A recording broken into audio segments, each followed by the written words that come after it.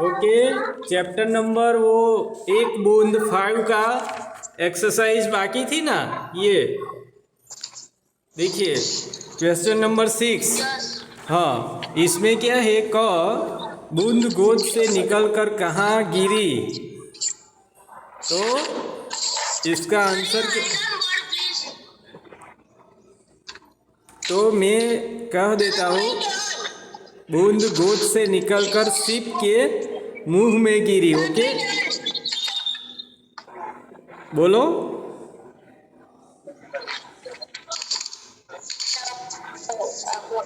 Yes बोलो।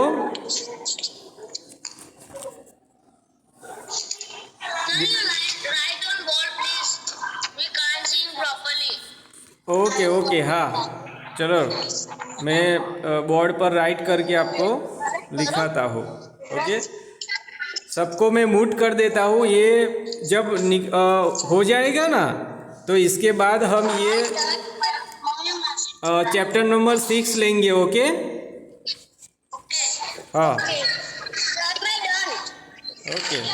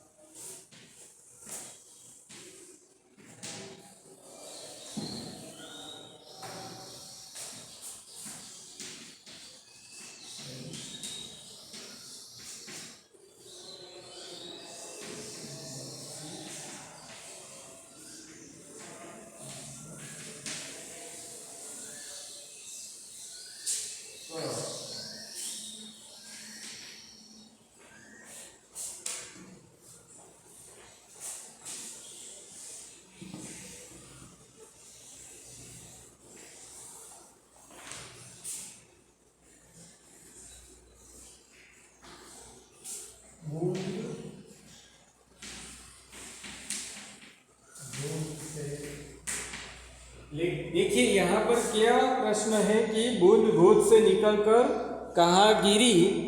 क okay, तो उसका जो आंसर है वो बूंद गोद से निकलकर सीप के मुंह में गिरी। बूंद गोद से निकल कर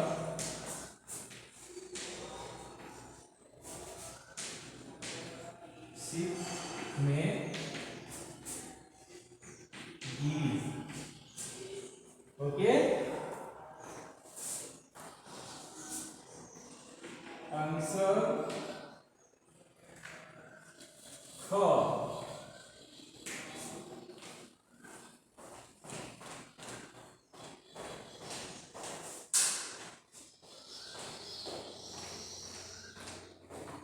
देखिए आंसर जो ख है वो क्या है, बूंद अपने भाग्य के बारे में क्या सोच रही है। बूंद अपने भाग्य के बारे में, नसीब के बारे में क्या सोच रही है। तो बूंद अपने भाग्य के बारे में, बूंद अपने भाग्य के बारे में सोच रही थी, सोच रही थी मैं बचूंगी या भूल में मिल जाऊंगी। मैं बचूंगी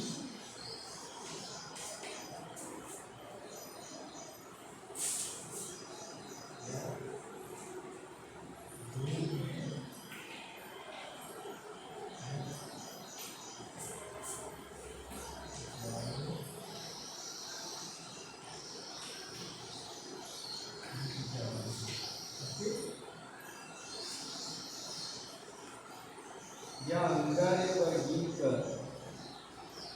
जल जाऊंगी। देखिए, या अंगारे पर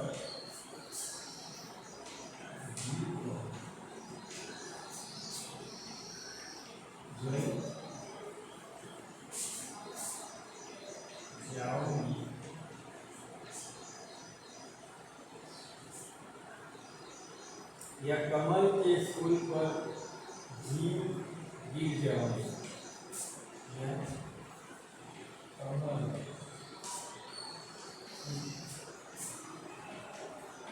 फूल पर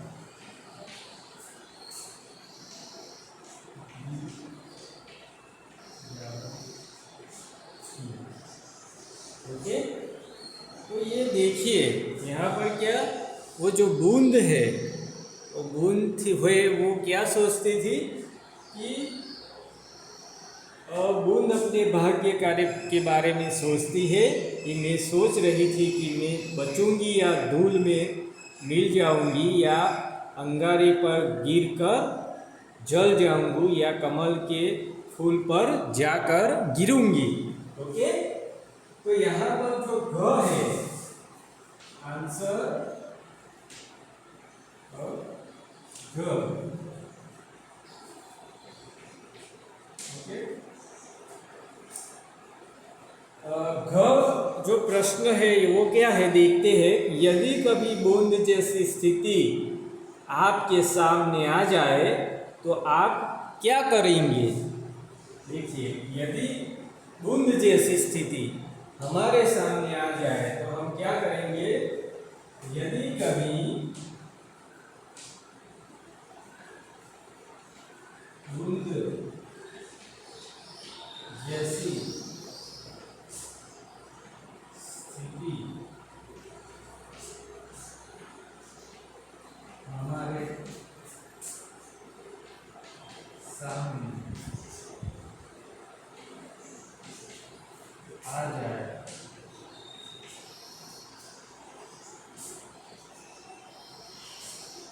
तो हम इस निर्भीकता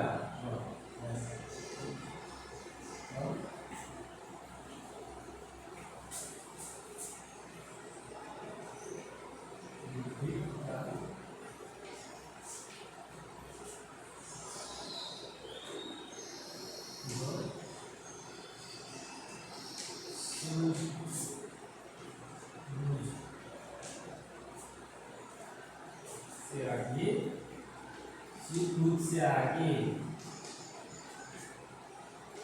बढ़ेगी।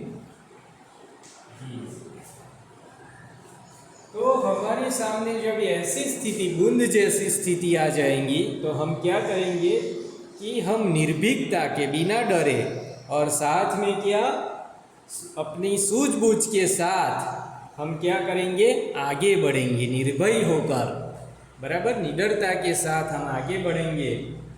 ओके, यहाँ देखिए आगे क्या है कि आओ अब कुछ और भी जाने।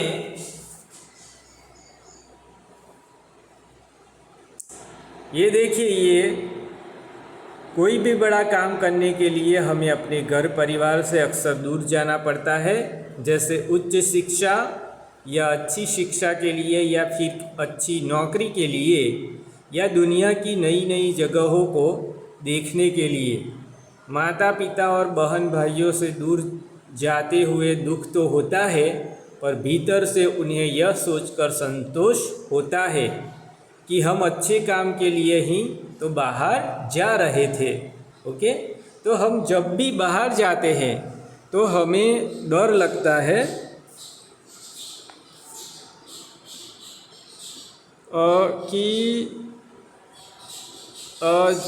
कि बाहर जाएंगे तो हमारे साथ बाहर काफ़ी सारी मुसीबतें आएगी। ओके, तो ये क्या होगा कि हमें क्या करना है कि जब भी हम कुछ करने के लिए बाहर जाएंगे, घर छोड़कर जाएंगे, तब हमारे मन में काफ़ी सारी चिंताएं होती होंगी, लेकिन उन चिंताओं को हमें क्या छोड़ देना है। वो हमें उस बारे में सोचना नहीं है। हमें क्या करना है कि निर्भय होकर निडर होकर हमें बाहर कहीं पर भी अभ्यास करने के लिए यदि जाना पड़े या फिर कुछ भी काम करने के लिए, नौकरी करने के लिए यदि जाना पड़े, तो हम क्या करेंगे, निर्भय होकर निडरता के साथ जाएंगे। हमें भविष्य की चिंता किए बिना भविष्य की चिंता किए हमें हमारा काम, हमारी नौकरी, हमारा अभ्यास करना होगा, तभी जाकर हमें क्या मिल सकती है, सफलता प्राप्त हो सकती है। अगर हम ऐसा नहीं करेंगे और भविष्य का को लेकर सोचते रहेंगे कि मेरे साथ क्या होगा, या फिर मुझे काफ़ी सारी दिक्कतें भुगतनी होगी, ये सारी बातें अगर हम सोचेंगे तो हमारा उत्थान नहीं होगा, उद्धार नहीं होगा। तो इसीलिए यहाँ ये जो पैराग्राफ है इसमें कहा गया है कि हमें भी निडरता के साथ अपना काम करना है। हमें सभी जो हमारे घर वाले हैं वो हमारे काम से संतोष प्राप्त करें, हमसे संतोष प्राप्त करें, ऐसा करना है। सुनिए और सुनाइए एक बूंद कविता याद करके लय में सुनाइए। देखिए कि हमें क्या करना है, ये जो ये एक बूंद कविता है उसे याद कर लेना है और एक साथ अच्छे से उसे गाना है। ओके, आगे क्या है देखिए कि आओ अब कुछ और भी करें। देखिए, सीप व मोती से कई चीज़ें बनती है, इन चीज़ों की एक सूची बनाइए और कक्षा में लगाइए। देखिए कि सीप हमें मालूम है ने, जे छिपला कहेवाय, तेनाथी आपणे शुं करवानुं छे कि આપણે એને શું કરવાનું છે કે તેને આપણે એક સજાવટ, સર્जनात्मक काम કરીને सर्जनात्मक कार्य करना होगा। छिप में से आपको जो भी आता हो, अच्छा लगता है, ओके, वेस्ट में से बेस्ट, ओके, वो कहा गया है ना कि जो वेस्ट कचरा है या वेस्ट वस्तु है उसमें से कुछ ऐसा बनाए कि वो बेस्ट बने, ओके, बेस्ट लगे।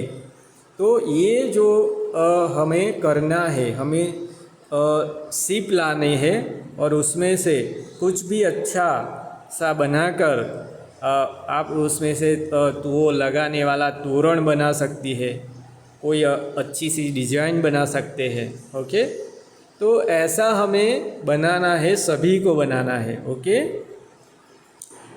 आगे क्या है, एक छोटी सी बूंद से क्या क्या हो सकता है, दिए गए शब्दों में से सही शब्द चुनकर रिक्त स्थान भरिए। देखिए कि हमें क्या करना है कि जो ये खाली जगह दी गई है उसमें से ये जो शब्द दिए हैं वो वहाँ पर यथार्थ रूप में कौन सा शब्द आएगा वो हमें रखना है। ओके, तो पहला क है। क जो है इसमें देखिए कि 2 बूंद खाली जगह हमें जीवन भर पोलियो से दूर रख सकती है। तो क्या होता है कि 2 बूंद पोलियो ड्रॉप्स हमें जीवन भर पोलियो से क्या रखेगा, दूर रख सकती है 2 बूंद। तो यहाँ पर क्या आएगा, पोलियो ड्रॉप्स आएगा। ख में देखिए कि बूंद बूंद से खाली जगह भर जाता है, तो बूंद बूंद से क्या भर जाता है, समंदर भर जाता है। आगे देखिए कि घ है, बूंद बूंद निकलने से खाली घड़ा खाली हो जाता है। देखिए कि बूंद बूंद निकलने से जो घड़ा है वो क्या हो जाता है, खाली हो जाता है। प्यासे व्यक्ति के लिए एक बूंद पानी भी खाली जगह के समान है। तो ये क्या है कि प्यासा व्यक्ति कोई है, अगर 2 दिन से जिसने पानी नहीं पिया और वो अगर एक बूंद पानी मिल जाता है तो वो किस प्रकार उसे लगेगा, अमृत की भांति वो लगेगा। ओके, तो यहाँ पर जो ये एक्सरसाइज है चैप्टर नंबर 5, इसे हम पूरा करते हैं। ओके, आपको समझ में आ गया होगा। इसे नोटबुक में और टेक्स्ट बुक के अंदर लिख देना है और मुझे होमवर्क के रूप में भेज देना है। ओके, अब देखिए ये हम लेते हैं अजंता की गुफाएं।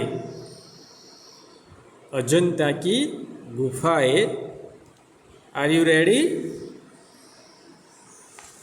Chapter number 6।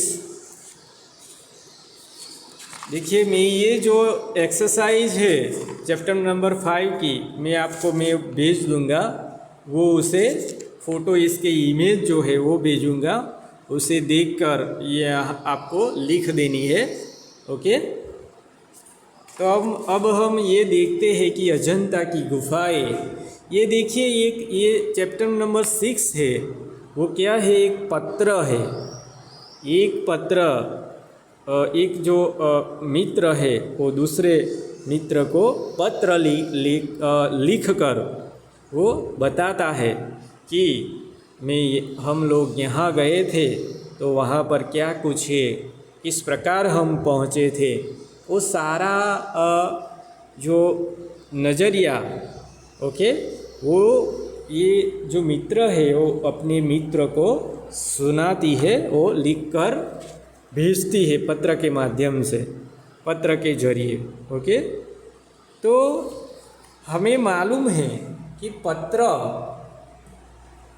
आजकल क्या हो गया है कि मोबाइल आ गया। ओके, कि हमें अगर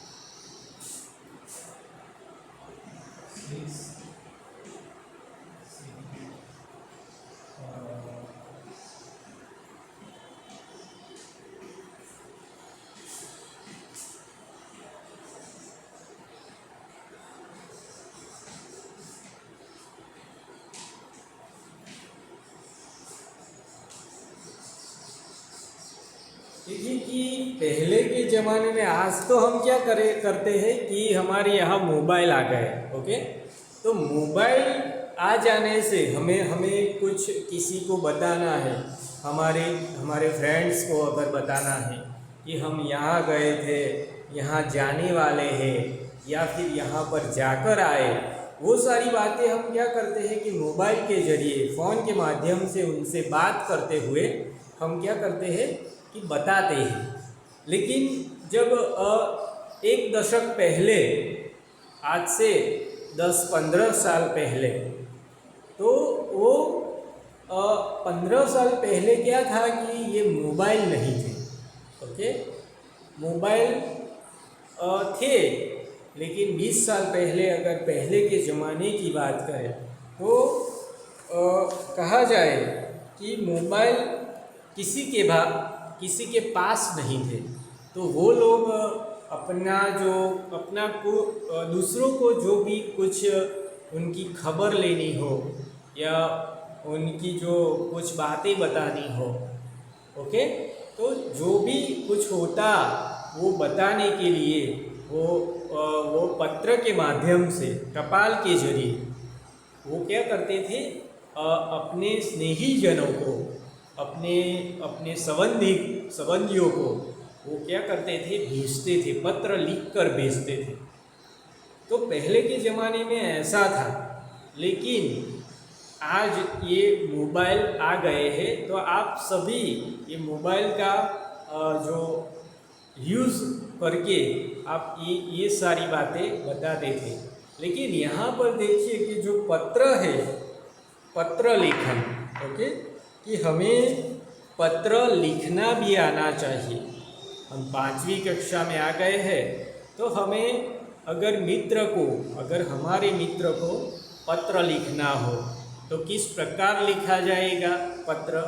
ओके, तो मैं आपको ये पत्र लेखन जो है, ये जो पाठ होता है, ये पाठ के बाद में उसे कहा जाए कि अच्छी तरीके से मैं आपको वो सिखा दूंगा, बता दूंगा।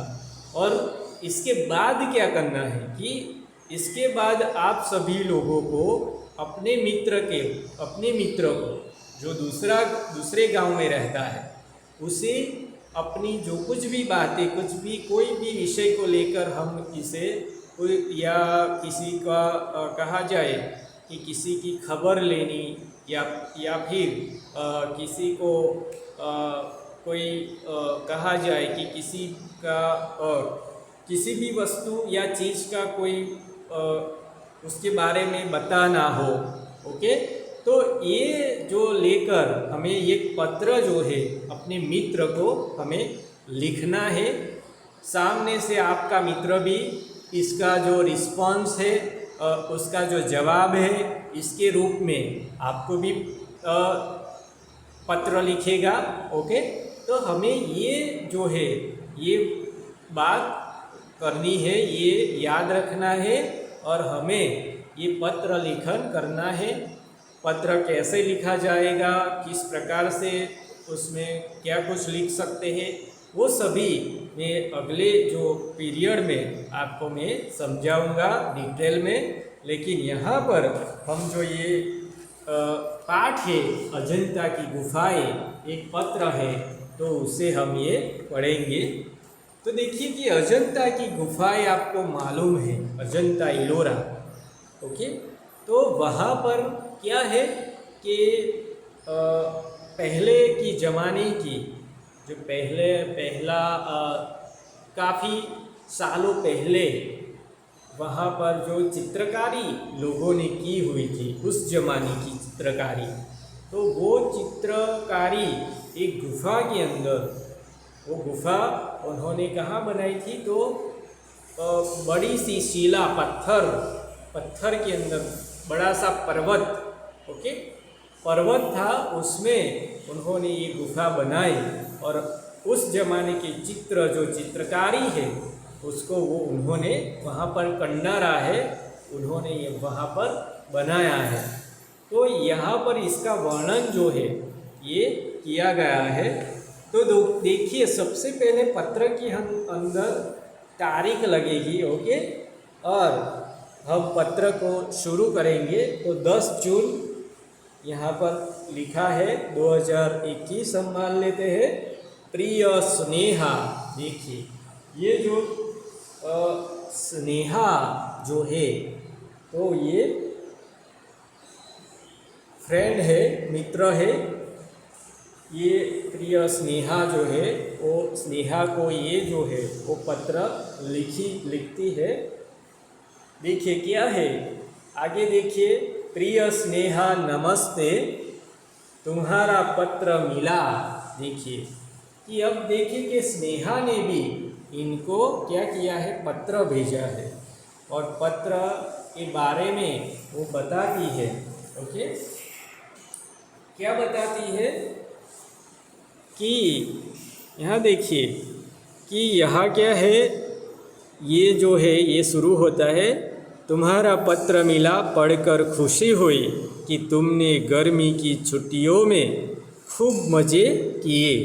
देखिए कि हम भी क्या करते हैं कि गर्मियों की छुट्टी में हम कहीं घूमने जाएंगे या कुछ काम करने के लिए जाएंगे, ओके, या फिर कहीं पर अपने जो रिश्तेदार है उनके घर जाएंगे, ओके। तो इसके बारे में भी हम पत्र लिख सकते हैं अपने मित्र को भी। तो यहाँ पर ये जो मित्र है वो कहती है कि तुमने गर्मी की छुट्टियों में खूब मज़े किए, मैं और मेरा भाई केशव गर्मी की क्या है कि तुमने अपनी गर्मी की छुट्टियों में खूब मज़े किए, मैं और मेरा भाई केशव गर्मी की छुट्टियों में नाना जी के घर महाराष्ट्र गए थे। तो देखिए ये कहाँ गए थे, तो महाराष्ट्र के अंदर अपनी जो नाना जी यानी कि जो मम्मी के पापा होते हैं, ओके, तो उनके घर, उनके मामा के यहाँ, उनके नाना जी के यहाँ जो महाराष्ट्र में है वहाँ वो गए थे, मैं और मेरा भाई, वो ऐसा बता रहे हैं। नाना जी ने अजंता की गुफाएं जाने का प्रोग्राम बनाया। देखिए कि नाना जी ने कहाँ पर जाने का प्रोग्राम बनाया था कि अजंता की जो गुफाएं है जो महाराष्ट्र में स्थित है उसे देखने के लिए जाने को कहा था। का प्रोग्राम जो है, कार्यक्रम जो है वो बनाया था। ओके, हम बहुत खुश हो गए क्योंकि हमें अजंता की गुफाओं की कलाकारी देखने का बहुत मन था। देखिए कि ये जो पत्र लिखने वाली है, बराबर, वो क्या कहती है कि मुझे जब नाना जी ने ऐसा कहा कि हम अजंता की गुफाएं देखने जाएंगे, तब क्या करेंगे हम, तो वो ऐसा कहा ना, तो मैं तो बहुत ही खुश हो गई। ओके, क्यों खुश हो गई कि काफ़ी समय से अपने आप में वो क्या अजंता की गुफाओं की जो कलाकारी है वो देखने को लिए तरस रही थी, वो देखने को लिए तैयार थी। ओके, सोचिए और बताइए। देखिए शिवानी और उसके भाई ने अजंता की गुफाओं में क्या क्या देखा होगा।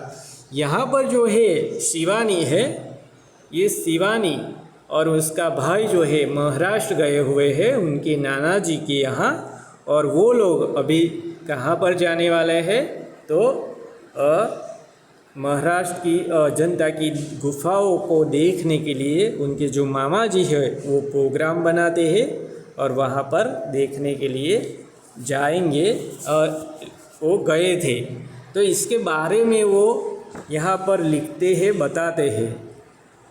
अब देखिए कि वो जब गए थे तो किस तरह गए थे और क्या कुछ हुआ था और क्या कुछ उन्होंने वहाँ पर जाकर देखा था, ये जो है यहाँ पर लिखा गया है। अगले दिन सुबह होते ही हम सपनों की दुनिया में पहुँच गए। देखिए वो जो शिवानी है वो क्या कहती है कि अगले दिन जब सुबह हुई तो हम सपनों की दुनिया में कहाँ पहुँच गए, सपनों की दुनिया में पहुँच गए। वह सपनों की दुनिया थी अजंता की गुफाएं। देखिए वो सपनों की दुनिया कौन सी थी, तो वो थी अजंता की गुफाएं। अजंता की गुफाओं के अंदर बड़े बड़े कमरे, मंदिर और सभागृह थे। देखिए कि जो अजंता की गुफा के अंदर क्या कुछ था, तो बड़े बड़े कमरे थे, बड़े बड़े मंदिर थे, सभागृह थे, और इन्हीं की छतों व दीवारों पर चित्र और मूर्तियाँ बनी हुई थी। देखिए कि जो सभागृह थे, मंदिर थे, जो कमरे थे, उनकी जो दीवारें थे, छत थी, उस पर बड़े सारे अच्छे चित्र बनाए गए थे, चित्र और मूर्तियाँ बनी हुई थी। देखिए साथ में चित्र था और मूर्तियाँ भी थी। ओके, अजंता में छोटी बड़ी 29 गुफाएं हैं। देखिए कि अजंता में कुल मिलाकर कितनी गुफाएं हैं, तो 29। ओके, हमें याद रखना है कि अजंता के अंदर कितनी गुफाएं हैं, तो 29 है। इनमें 5 तो मंदिर है। देखिए इन गुफाओं में जो 5 है वो 5 क्या है, 5 जितने मंदिर है, जो चैत्य गुफाएं कहलाते हैं। जो भी मंदिर है 5, वो उसे क्या कहा जाता है, तो चैत्य गुफाएं कहा जाता है। जो अजंता की गुफाएं है उसमें 5 मंदिर है, और उन मंदिरों को कौन से नाम से जाना जाता है, तो चैत्य गुफा के नाम से जाना जाता है, या चैत्य गुफाएं कही जाती है। वे केवल प्रार्थना उपासना के लिए ही बने हैं। देखिए तो वो जो मंदिर है 5, वो आप जानते हैं ना कि मंदिर के अंदर हम जब भी जाएंगे तो मंदिर जो है, मंदिर में हमें जाकर क्या करनी होती है, प्रार्थना करनी होती है, उपासना, भगवान की उपासना करनी पड़ती है। ओके, तो मंदिर में जाकर ये काम कर सकते हैं। तो यहाँ पर भी क्या है कि जो ये केवल प्रार्थना और उपासना के लिए ही बने हैं। बाकी 24 विहार गुफाएं है। देखिए बाकी जो है 24 है, वो जो 24 बची हुई गुफाएं है वो क्या है, विहार गुफाएं। देखिए यहाँ पर जो 5 है वो चैत्य गुफाएं और दूसरी जो 29 में से 24 है वो क्या है, विहार गुफाएं है, जिनमें रहकर बौद्ध लोग पढ़ते लिखते थे। और सबसे महत्वपूर्ण बात यह है कि सभी गुफाएं एक ही पहाड़ को काटकर बनाई गई है। देखिए कि जो पहाड़ है, पर्वत है, उसको एक ही जो पर्वत है उसे काट कर एक ही पर्वत में ये सारी गुफाएं बनाई गई है। और ये जो विहार गुफाएं है उनमें क्या होता है, तो बौद्ध लोग जो है वो पढ़ने लिखने का काम करते थे। और ये जो गुफाएं है वो एक ही पहाड़ को काटकर बनाई गई है। तो देखिए कि ये जो अजंता की गुफाएं है तो उनकी एक विशेषता यही है कि वो क्या है कि वो एक ही पर्वत को काट कर बनाई गई है। ये गुफाएं अलग अलग समय में बनी है और आश्चर्य की बात यह है कि कारीगरों ने इनमें इस तरह से सुराख बनाए हैं कि मूर्तियों से छन छन कर रोशनी अंदर आती है।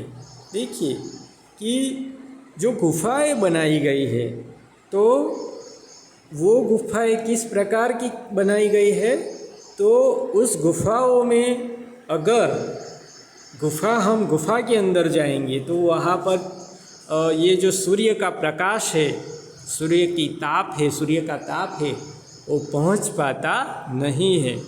तो इसे क्या किया है उन्होंने, तो छन छन कर वो जो सूर्य का ताप है वो अंदर तक जाए, इस तरह की कारीगरी उन कारीगरों ने इस तरह की सोच से इस तरह की चतुराई के साथ वो गुफाएं बनाई है। ओके, कि अंदर तक सूर्य की जो किरणें हैं ओके वो पहुंच सके। अंदर आती रोशनी से मूर्तियाँ जगमगा उठती है। देखिए कि अंदर आती हुई जो रोशनी है, सूर्य की किरणें हैं, वो जब अंदर आती है और सीधे कहाँ पर पड़ती है, जो मूर्तियाँ है उस पर जब पड़ती है ना, तब वो मूर्तियाँ अपने आप जगमगा उठती है।